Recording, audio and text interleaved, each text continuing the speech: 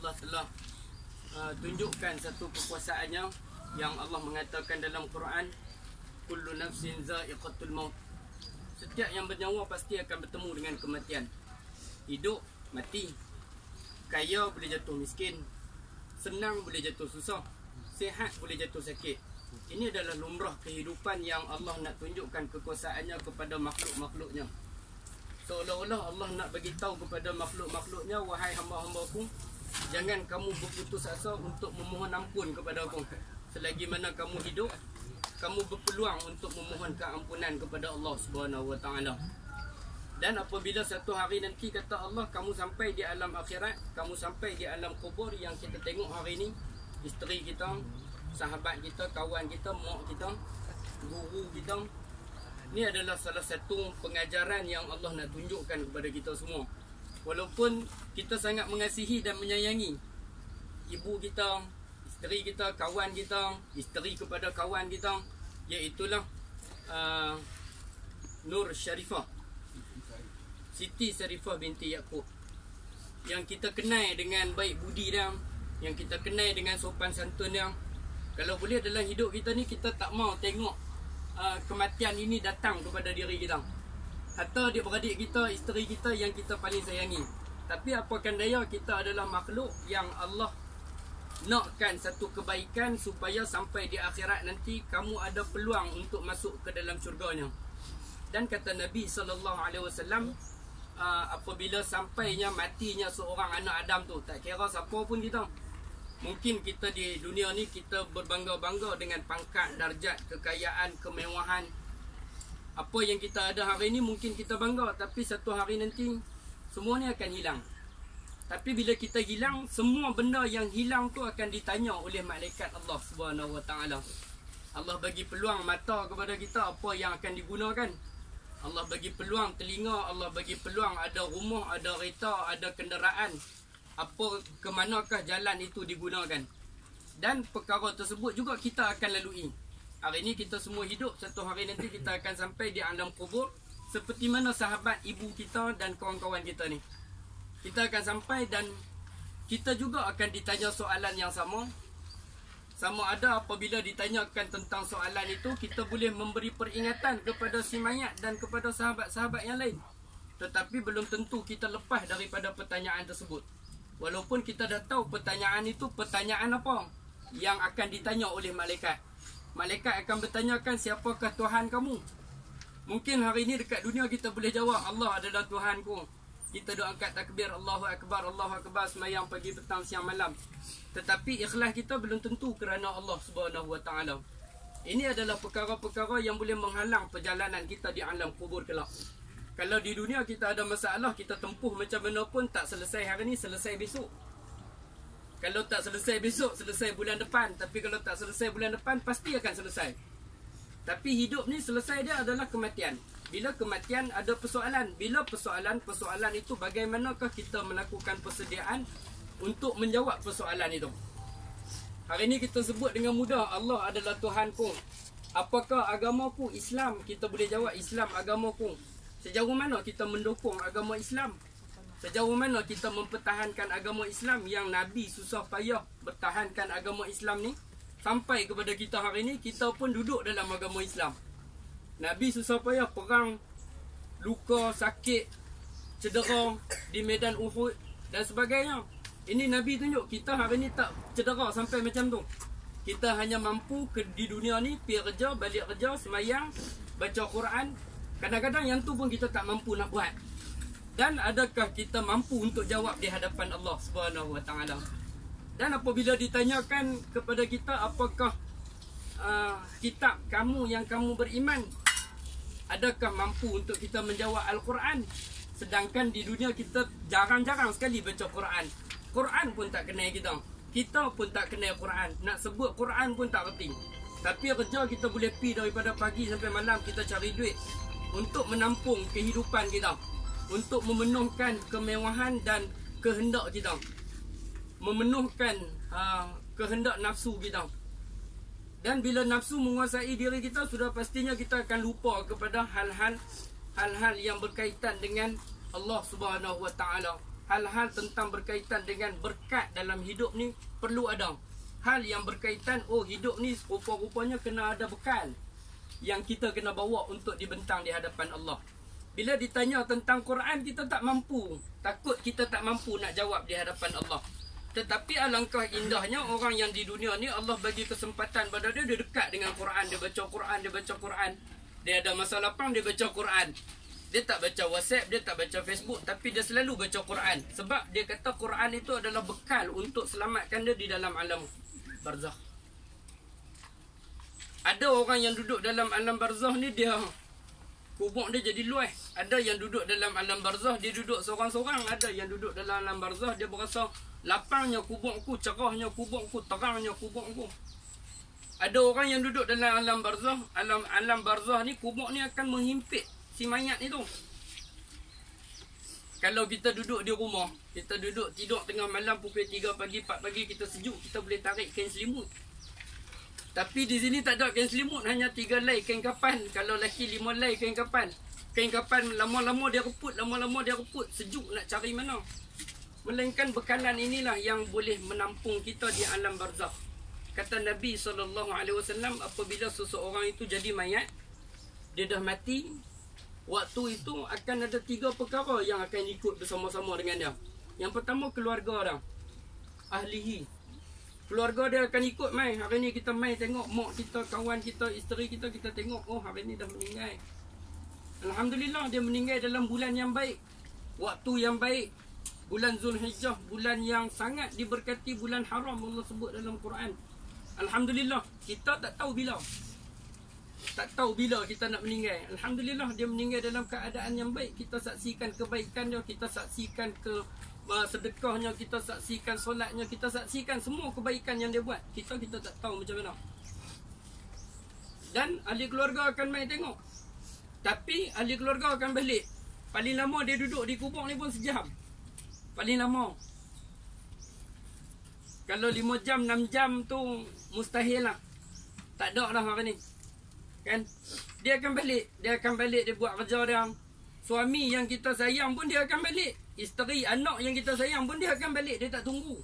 Dia tak tunggu sampai seminggu. Dia tak tunggu untuk baca Quran. Dia balik rumah. Yang kedua kata Nabi, wa malihi, harta dia. Kereta dia bawa mai sini. Hantar sampai ke sini.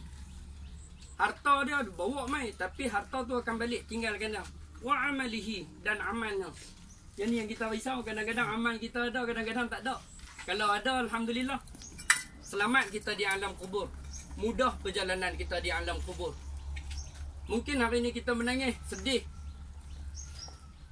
kehilangan seseorang yang kita sayangi. Tapi satu hari nanti orang pula akan sedih kehilangan kita. Dan orang sedih tu, adakah dengan kesedihan itu boleh selamatkan kita di alam kubur, di alam barzakh? Hari ini sahabat-sahabat yang mulia, moga-moga Allah berikan kepada kita peluang dan ruang untuk terus beramal soleh. Kata Nabi SAW, badiru bil a'man. Bersegeralah kamu melakukan amal. Ada peluang sedekah, sedekah. Ada peluang untuk baca Quran, baca Quran. Ada peluang untuk buat baik, buat kebaikan. Sebab peluang kebaikan ni sebenarnya Allah bagi sangat besar. Kan? Untuk apa? Untuk nak selamat di alam kubur.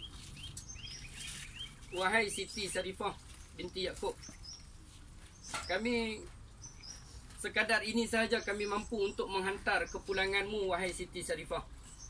Apakan daya kami tidak dapat membantumu, melainkan amal-amal yang disediakan oleh anak-anakmu. Wahai anak-anak Siti Sarifah, balik rumah ada masa lapang, baca Quran, hadiah dekat mak. Moga-moga mak dapat pahala Quran. Moga-moga mak dapat amal kebajikan itu sampailah di akhirat esok. Sebab mak dah membesarkan kita, mak susah payah besarkan kita, jaga kita daripada tak ada kepada ada, sampailah ada, sampailah besar, sampailah ada anak, ada, sampailah ada macam-macam hari ni, pengorbanan mak. Jadi anak-anak, peluang dan ruang tu Allah masih buka. Ini bermakna Allah masih bagi lagi kebaikan walaupun dah mati. Tuan-tuan, kita di dunia ni hari ni, kita duduk di sini ni hari ni. Kalau kita mati, siapa nak baca Quran kat kita? Kalau anak kita ada, anak pun tak boleh baca Quran. Bukankah satu kerugian yang besar dalam hidup ni? Walaupun dia tak kaya, tapi anak dia semua boleh baca Quran. Anak dia hadiah Quran dekat dia. Jadi ni pentingnya Quran, sahabat-sahabat yang dimuliakan Allah. Dan akan ditanya juga oleh malaikat di dalam alam kubur ini. 2 malaikat lepas 7 orang, lepas orang semua balik 7 langkah akan datang 2 malaikat itu. Malaikat Munkar dan Nakir. Malaikat tu kita tak pernah tengok di dunia ni. Muka macam mana, wajah macam mana tak pernah tengok dan tak pernah sedang pun. Macam mana rupa dah. Kita tengok katak besar ni pun kita lompat lari. Tapi apatah lagi malaikat yang kita tak pernah tengok, tiba-tiba dia mai depan kita. Kita nak jawab apa? Dan waktu tu ditanya pula, siapakah saudara kamu? Adakah kita mampu nak jawab, saudaraku adalah orang-orang Islamku, sedangkan di dunia ni aku berkeli dengan orang kata cakap. Dengan kawan ni aku berkeli, dengan ni aku tak puas hati, dengan dia ni aku tak puas hati. Kita tak boleh nak maafkan orang. Sahabat-sahabat, dengan 5 soalan itu pun kita mungkin kita boleh jawab dan kita mungkin tak boleh jawab. Dan sekarang ni Allah dah bagi peluang pada kita untuk lihat kematian sebagai pengajaran dalam hidup kita, untuk kita betulkan kehidupan kita. Sebelum ni kita jarang baca Quran, banyakkan baca Quran. Sebelum ni kita jarang pergi masjid, banyakkan pergi masjid. Sebelum ni jarang sembahyang jemaah, banyakkan solat jemaah. Sebelum ni jarang sedekah, banyakkan sedekah. Moga-moga dengan kehidupan ini boleh bawa sebagai satu bekalan untuk kita di alam kubur. Sampai di sini kita pergi, kadang-kadang orang main sini pula bila raya. Baru orang main tengok. Tu pun kalau 2 bulan, 3 bulan duk ingat lagi lah. Lepas 3 bulan, 4 bulan lupa. Kadang-kadang raya pun nanti dah kalut dengan anak cucu kalut ni. Kot tak main dah. Lupa terus, wallahualam. Hadirin, sahabat-sahabat yang dimuliakan Allah. Moga-moga dengan tazkirah itu berikan peringatan kepada kita semua, termasuk diri saya sendiri yang sangat hina, yang sangat lemah ini. Peringatan ini adalah peringatan kepada kita semua. Kita mampu menghantar si mayat setakat ini saja. Tetapi ada lagi peluang yang Allah bagi, amal itu takkan terputus daripada orang-orang, anak-anak yang soleh. Anak sedekah ingat untuk mak, wakaf apa-apa ingat untuk mak, bagi kat mak. Jadi inilah waktu untuk kita bermuhasabah sebentar, mengenang sejenak tentang diri kita. Sebab tu kalau kita tengok orang jemaah haji ni, dia berwukuf. Dan dia berwukuf tu untuk memikirkan tentang diri dia. Kita nak berwukuf di Arafah tak sampai, tapi kita duduk saat di atas kubur ni, kenangkan, ambil pengajaran ini. Moga-moga ianya bermanfaat kepada kita semua, supaya dengan segala amal kita ini, kita sedekah dan hadiahkan kepada si mayat. Moga-moga dengan keadaan kita berkumpul hari ini, kalau ada sedikit sebanyak dalam hati, maafkan. Maafkan. Dengan kemaafan itu Allah gantikan pahala kepada si mayat. Ini pengajarannya. Dan jutaan terima kasih saya ucapkan kepada sahabat-sahabat daripada geng kubur yang bertumpul lumus. Jadi sahabat-sahabat nanti kalau balik, mereka ada lagi di ujung sana, kan, ucaplah terima kasih kat mereka. Mereka bertumpul lumus, tinggal kerja untuk nak selesaikan fardu kifayah ni, kan. Kita pun kadang-kadang tak mampu. Jadi sahabat-sahabat, kalau ada jumpa geng-geng kubur di luar sana nanti, ucaplah terima kasih kepada mereka. Sebab tanpa mereka kita tak mampu nak selesaikan urusan ini. Jadi insya-Allah moga-moga kita betulkan yang terbaik dalam hidup kita untuk sampai di alam kubur seperti mana sahabat kita hari ini. Moga-moga dia tersenyum mendengarkan muhasabah yang ada dalam diri kita. Moga-moga dia tersenyum keinsafan yang ada dalam diri kita. Dia tersenyum tengok, anak aku dah berubah rupanya. Suami aku dah berubah. Dia ternampak perkara sedemikian. Jadi sahabat-sahabat sekalian, dengan keinsafan yang ada dalam diri kita, kita kembali pada Allah, ambil peluang, ruang yang Allah bagi pada kita, umur yang panjang, sihat tubuh badan, rezeki yang banyak. Jadi kita gunakan di jalan Allah Subhanahu Wa Taala. Moga-moga dengan itu memberikan peringatan kepada kita dan pengajaran. Takziah saya ucapkan kepada ahli keluarga, semoga terus tabah di atas pemergian orang yang tersayang. Moga-moga ianya menjadi satu pengajaran buat diri kita semua, dan moga-moga ianya menjadi satu inspirasi buat diri kita untuk terus beramal soleh, dan amal soleh tersebut dihadiahkan kepada si mati, insya-Allah. Moga-moga apa yang disampaikan ini memberikan peringatan kepada kita, dan mohon ampun dan maaf andai tersilap dan terkurang kami daripada mewakili pihak Masjid Abdullah Fahim. Andai ada yang terkurang, mohon jutaan kemaafan. Yang terlebih itu semuanya daripada Allah Subhanahu Wa Taala, untuk kita gunakan kepada seluruh masyarakat umat Islam yang ada di muka bumi ini, insya-Allah. Jadi sama-sama kita mendoakan yang terbaik buat arwah. Moga-moga kita semua diampunkan dosanya oleh Allah Subhanahu wa taala insya-Allah. Bismillahirrahmanirrahim. Al-kiramil Fatihah. A'udzubillahi